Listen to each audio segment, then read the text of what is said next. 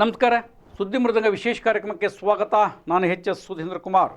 GBA ಚುನಾವಣೆ ಗೋವಿಂದ ಗೋವಿಂದ. ಏನ್ರಿ ಇದು? GBA ಚುನಾವಣೆ ಆಗತ್ತೆ, ಅವ್ರ ಅಭ್ಯರ್ಥಿಗಳು ಇವ್ರ ಆಕಾಂಕ್ಷಿತರು ಅವ್ರ ಆಕಾಂಕ್ಷಿತರು ಅಂತ ಹೇಳ್ತಾ ಇದ್ರಿ, ಈಗ ಗೋವಿಂದ ಗೋವಿಂದ ಅಂತಿದ್ರಿ, ಏನು ಅಂತ ಕೇಳ್ಬೋದು. ಜುಲೈ 31ರೊಳಗಾಗಿ GBA ಚುನಾವಣೆ ಆಗಬೇಕು ಅನ್ನುವಂಥ ಸುಪ್ರೀಂ ಕೋರ್ಟಿನ ಆದೇಶ ಇತ್ತು.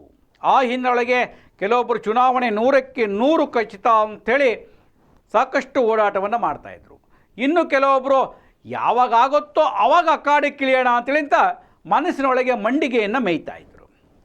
ಈಗ ಮತ್ತಷ್ಟು ತೊಂದರೆ ಅಥವಾ ಮತ್ತಷ್ಟು ಅನುಕೂಲ ಅಂತ ಹೇಳಿದ್ರೆ, ಸುಪ್ರೀಂ ಕೋರ್ಟ್ಗೆ ರಾಜ್ಯದವರು ಚುನಾವಣಾ ಆಯೋಗ ಮತ್ತು GBA ಮುಖ್ಯಸ್ಥರು ಒಂದು ಅರ್ಜಿಯನ್ನು ಸಲ್ಲಿಸಿ SIRಲ್ಲಿ ಎಲ್ಲ ಸಿಬ್ಬಂದಿಯೂ ಕೂಡ ಬ್ಯುಸಿ ಇರುವುದರಿಂದ ಡಿಸೆಂಬರ್ 31ರವರೆಗೂ ಸಮಯವನ್ನು ಕೊಡಬೇಕು ಅಂಥೇಳಿ ಮನವಿಯನ್ನು ಮಾಡಿದರು. ಸುಪ್ರೀಂ ಕೋರ್ಟ್ ಆದೇಶವನ್ನು ಮಾಡಿ ಡಿಸೆಂಬರ್ 31ರ ಒಳಗಾಗಿ ಚುನಾವಣೆಯನ್ನು ನಡೆಸಬೇಕು, ಮತ್ತಿನ್ಯಾವುದೇ ಹೊಸ ಕಾರಣಗಳಿಗೆ ಅವಕಾಶ ಇಲ್ಲ ಅಂತ ಹೇಳಿದ್ದಾರೆ.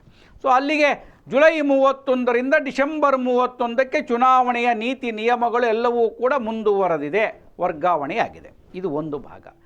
ಡಿಸೆಂಬರ್ 31ರವರೆಗೆ ಈಗೇನು ಖರ್ಚು ಮಾಡ್ಕೊಂಡು ಓಡಾಡ್ತಾ ಇದ್ದಾರೆ, ಅವ್ರು ಡಿಸೆಂಬರ್ 31ರವರೆಗೂ ಖರ್ಚು ಮಾಡಬೇಕಾಗಿದೆ. ಪಾಪ ಚುನಾವಣೆ ಆಗೋಗುತ್ತೆ ಅಂಥೇಳಿ ಅಖಾಡಕ್ಕಿಳಿದಿರ್ತಕ್ಕಂಥವ್ರು ಒಂದೇ ಪಕ್ಷದವರು ಅಷ್ಟೇ, ಯಾರೂ ಇಲ್ಲ. ಕಾಂಗ್ರೆಸ್ ಪಕ್ಷದ ಕೆಲ ಅಭ್ಯರ್ಥಿಗಳು ಮಾತ್ರ ಸಾಕಷ್ಟು ಪಾದರಸ್ತಂತೆ ಓಡಾಡ್ತಾ ಇದ್ದಾರೆ.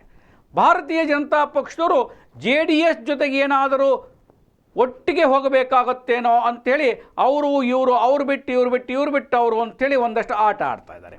ಇನ್ನು ಕೆಲವೊಂದಿಷ್ಟು ಕಡೆಗೆ ಅವ್ರಿಗೆ ಟಿಕೆಟ್ ಬೇಡ, ನನಗೆ ಬೇಡ, ಇವ್ರಿಗೆ ಬೇಕು ಅಂತ ಇನ್ನು ಗೊಂದಲದಲ್ಲೇ ಇದ್ದಾರೆ. ಕನಿಷ್ಠ ಏನು ಇತ್ತೀಚೆಗೆ ಒಂದು ಪಟ್ಟಿಯನ್ನು ಪಡೆದುಕೊಂಡ್ರು ಭಾರತೀಯ ಜನತಾ ಪಕ್ಷದವರು, ಆ ಪಟ್ಟಿ ಒಳಗೆ ನೀವು ಹೋಗಿ ವಾರ್ಡ್ನಲ್ಲಿ ಕೆಲಸ ಮಾಡಿ ಅಂತಲೂ ಸೂಚನೆ ಕೊಟ್ಟಿಲ್ಲ. ಪಟ್ಟಿ ಕೊಟ್ಟಂಥ ಮಹಾಶಯರು ಚುನಾವಣೆಯ ಹಿನ್ನೆಲೆ ಒಳಗೆ SIRಗೋಸ್ಕರವಾಗಿ ಬೇಕಾಗಬಹುದಾದಂಥ ಪ್ರಾಥಮಿಕ ಖರ್ಚು ವೆಚ್ಚಕ್ಕೆ ಒಬ್ಬೊಬ್ಬರು 50,000 ರೂಪಾಯಿ ಕೊಡಬೇಕು ಅಂತ ನಿಗದಿಯಾಗಿತ್ತು. ಯಾರ್ಯಾರು ಹೆಸರು ಕೊಟ್ಟಿದ್ರು ಅವ್ರ ಪಾದೊಳಗೆ ಹೆಚ್ಚು ಕಮ್ಮಿ ಒಂದು 40-50 ಹೆಸರುಗಳು ಬಂದಿತ್ತು. ಆ 60 ಹೆಸರು ಬಂದಿತ್ತು. 60 ಹೆಸರೊಳಗೆ 22ರಿಂದ 25 ಜನ ಮಾತ್ರ ಹಣ ಕೊಟ್ಟಿದ್ದಾರೆ, ಉಳಿದವರು ಕೊಟ್ಟಿಲ್ಲ. ಅಷ್ಟೊಂದು ಕ್ರಿಯಾಶೀಲರಾಗಿದ್ದಾರೆ ಭಾರತೀಯ ಜನತಾ ಪಕ್ಷದ ಆಕಾಂಕ್ಷಿತ ಅಭ್ಯರ್ಥಿಗಳು. ಇನ್ನು JDSನವರಂತೂ ಇನ್ನು ಏನೂ ಗೊತ್ತಿಲ್ಲ, ಅವ್ರ ಜೊತೆ ಸೇರ್ಕೊಳ್ಳಲ್ವ, ಅದು ಆಮೇಲೆ ನೋಡಿದ್ರಾಯ್ತು ಅಂಥೇಳಿ ಅಂತ ಯಾವಾಗಲೂ JDSನವರು ಕಟ್ಟ ಕಡೆಯ ಗಳಿಗೆಯಲ್ಲಿ ಅಖಾಡದಲ್ಲಿ ಯುದ್ಧ ಮಾಡಲಿಕ್ಕೆ ತಯಾರಾಗಿರ್ತಾರೆ. ಆರಂಭದೊಳಗೆ ಬರೋದಿಲ್ಲ ಅವರು, ಅದು ಗೊತ್ತಿಲ್ಲ. ಹೀಗಿರೋದ್ರಿಂದ ಇದುವರೆಗೂ ಖರ್ಚು ಮಾಡ್ಕೊಂಡು ಬಂದಂಥ ಆಕಾಂಕ್ಷಿತ ಕಾಂಗ್ರೆಸ್ಸಿನ ಅಭ್ಯರ್ಥಿಗಳ ಸ್ಥಿತಿ ಡಿಸೆಂಬರ್ 31ರಷ್ಟಿಗೆ ಗೋವಿಂದ ಗೋವಿಂದ ಆದರೂ ಅಚ್ಚರಿ ಇಲ್ಲ. ಯಾಕೆಂದರೆ ಎಷ್ಟು ಖರ್ಚು ಮಾಡ್ಬೋದು ಅಷ್ಟನ್ನು ಈಗಾಗಲೇ ಮಾಡ್ತಾನೇ ಇದ್ದಾರೆ. ಇನ್ನೊಂದು ಕಡೆಗೆ ಏನಾಗಿದೆ ಅಂತಂದರೆ, ಮಧ್ಯದಲ್ಲಿ ನಮ್ಮ ಟಿಕೆಟ್ ತಪ್ಪಬಹುದಂತೆ, ಗ್ಯಾರಂಟಿ ಇಲ್ಲವಂತೆ ಅನ್ನುವಂಥವ್ರು ಒಂದು ಹೆಜ್ಜೆಯನ್ನು ಹಿಂದಿಟ್ಟು ನಾನು ಇದ್ದೇನೆ ಅಂತ ಹೇಳ್ತಾ ಇದ್ದಾರೆ ವಿನಃ ಇನ್ನೂ ಅಖಾಡಕ್ಕೆ ಇಳಿದಿಲ್ಲ.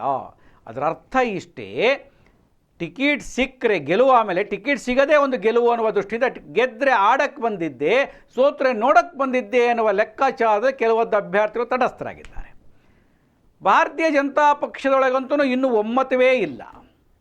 ಒಮ್ಮತ ಇಲ್ಲ ಅಂದರೆ ಬಹುಶಃ ಅತ್ಯಂತ ಶಿಸ್ತಿನ ಪಕ್ಷವಾಗಿರ್ತಕ್ಕಂಥ ಭಾರತೀಯ ಜನತಾ ಪಕ್ಷದಲ್ಲಿರ್ತಕ್ಕಂಥವರು ಯಾರಿಗೆ ಟಿಕೆಟ್ ಕೊಡ್ತಾರೋ ಯಾರಿಗೆ ಟಿಕೆಟ್ ಕೊಡಲ್ವೋ ಗೊತ್ತಿಲ್ಲ.